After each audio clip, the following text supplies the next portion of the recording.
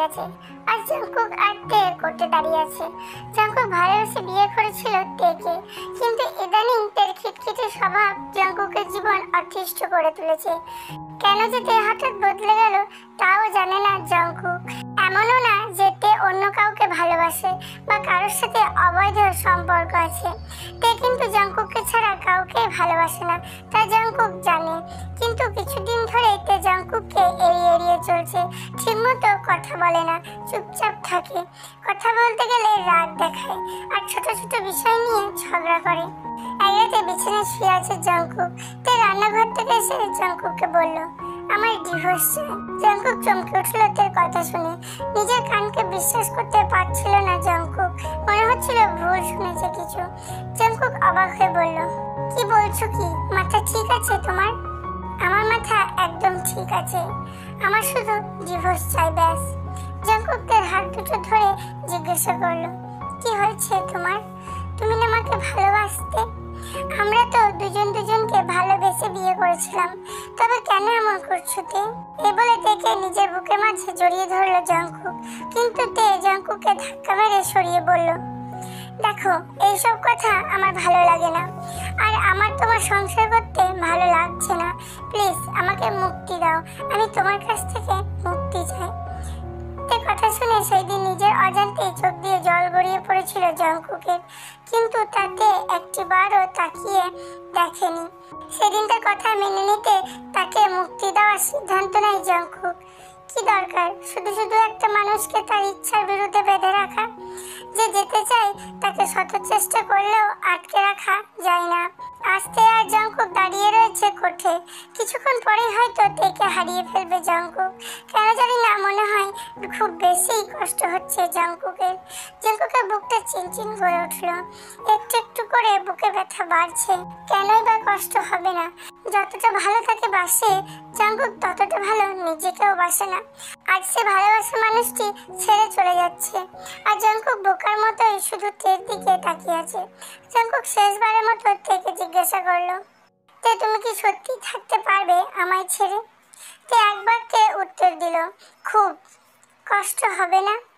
একটুও না, সত্যি। হ্যাঁ সত্যি। তের মুখে এই কথা শুনে জাংকুক বলল, এত তাড়াতাড়ি ভালোবাসা ফুরিয়ে যাবে জানলে কখনোই তোমার হাত ধরে সারা জীবন একসাথে চলার স্বপ্ন দেখতাম না। তে চুপ করে রইল। জাংকুকের প্রশ্নের জবাব হয়তো তার কাছে নেই। অবশেষে জাংকুকের তে ডিভোর্সটা হয়ে গেল। তে চলে যাচ্ছিল, পেছন থেকে তাকে জাংকুক ডাক দিল, তে একটু শুনবে? তে উত্তর দিল, কি বলবে বলো? না কিছু না। তে এবার বলল, আমার বিশ্বাস তুমি ভালো থাকবে, আসলে আমি তোমার যোগ্য নই, তুমি আমার থেকে বেটার কাউকে ডিসার্ভ করো। জাংকুক একটু হেসে উঠল। হাসলে যে?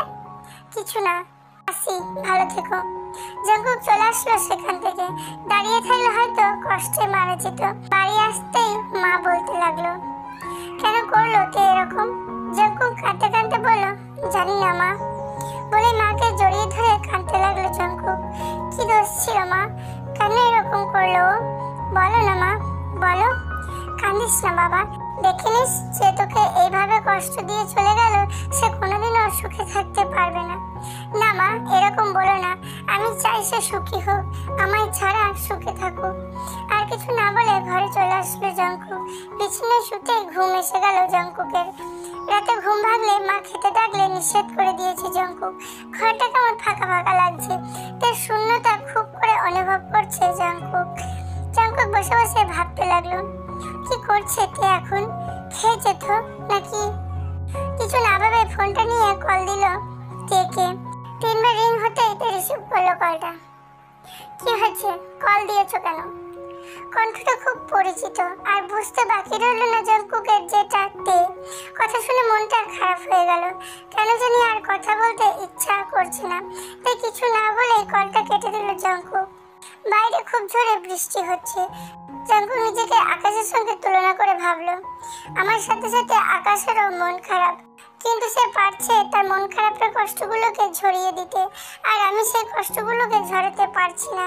সেগুলো আরো বেশি করে জমা হচ্ছে। মন চাইছে খুব করে বৃষ্টিতে ভিজতে, যাতে করে কষ্টের অশ্রুগুলো বৃষ্টির পানির সাথে ধুয়ে মুছে যায়। এইসব ভেবে জাংকুক আর বসে না থেকে ছাদে চলে আসলো বৃষ্টিতে ভেজার জন্য।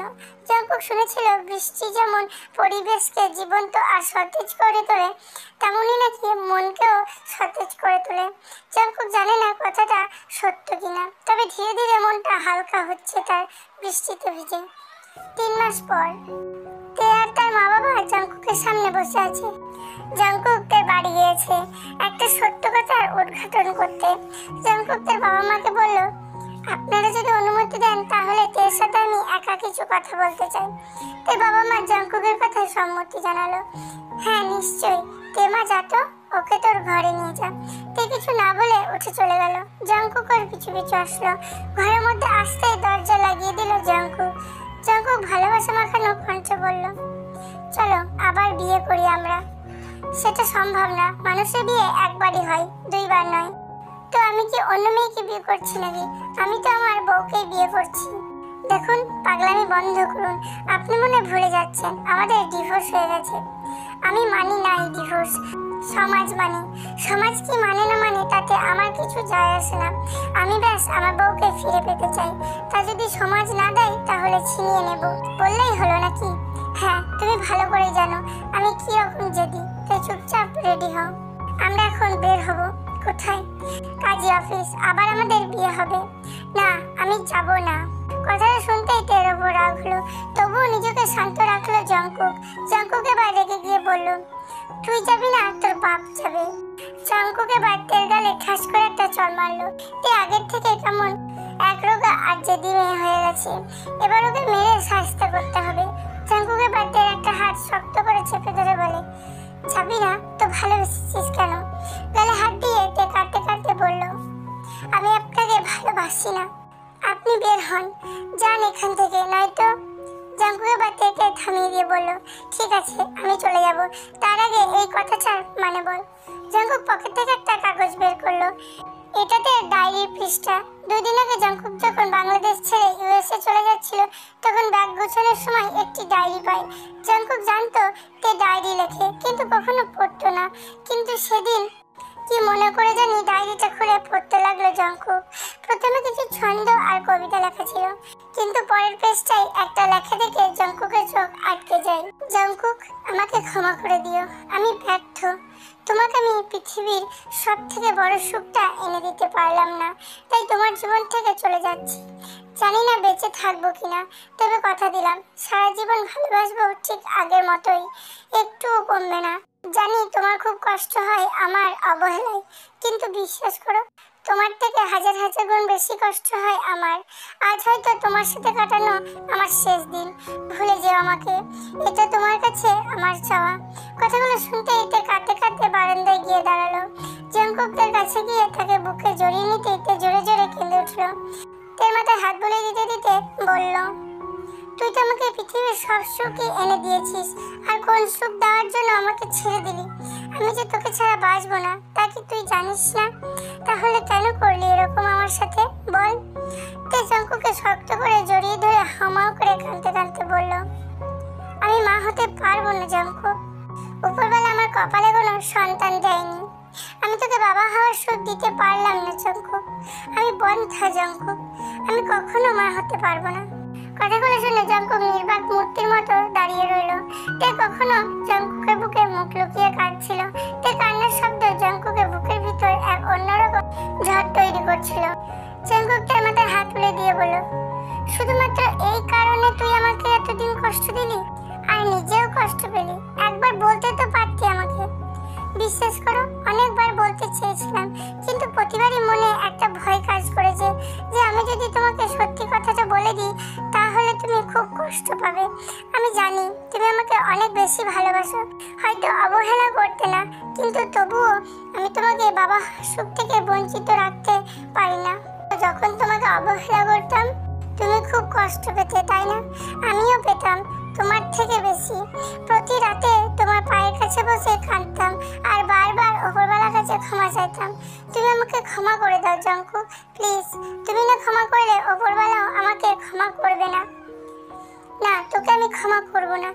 তুই কেন আমাকে সবকিছু খুলে না বলে এতটা কষ্ট দিলি? Please sorry Jungkook. জাংকুক বলল, ওকে, একটা সত্যি তোকে আমি ক্ষমা করে দিব। কি? আমার সাথে আবার আমার বাসায় ফিরতে হবে তোকে? না জাংকুক, এটা হয় না। তুমি ভুলে গেছো আমাদের ডিভোর্স হয়ে গেছে। এখন আমি তোমার কেউ না। ব্যাস এইটুকুই তোর অজুহাত? আজই এবং এখনই তোর আর আমার বিয়ে হবে, তাও কাজী অফিসে। চল। জাংকুক তের হাত ধরে টানতে ধরলো। তে বাধা দিয়ে বলল, না প্লিজ, আমি চাই না তুমি আমার মতো একটা বন্ধ মেয়েকে বিয়ে করে চিরকাল বাবা শোনা ডাক থেকে বঞ্চিত হও। তুমি প্লিজ অন্য কাউকে বিয়ে করে নাও, দেখবে খুব সুখী হবে।